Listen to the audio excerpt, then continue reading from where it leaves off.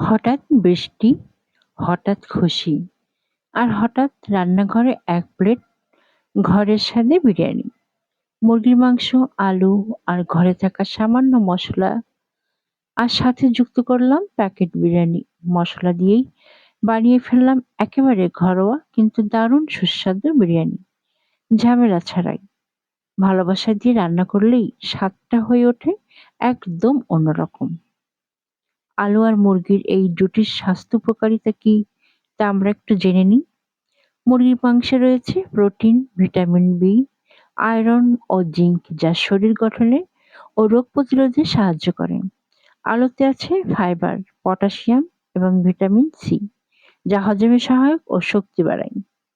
হালকা তেল আর সঠিক মাপমতো মশলা ব্যবহার করলে পুষ্টি থাকে ঠিকঠাক, স্বাদেও পড়ে না কোনো খামতি।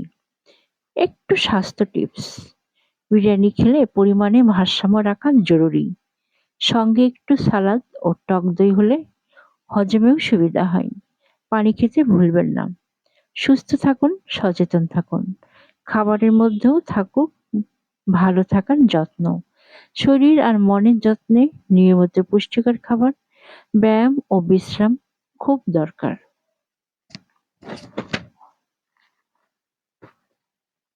সোহানা ওয়েলনেস সবসময় চাই আপনি থাকুন সুস্থ, প্রাণবন্ত ও ভালো থাকেই পূর্ণ।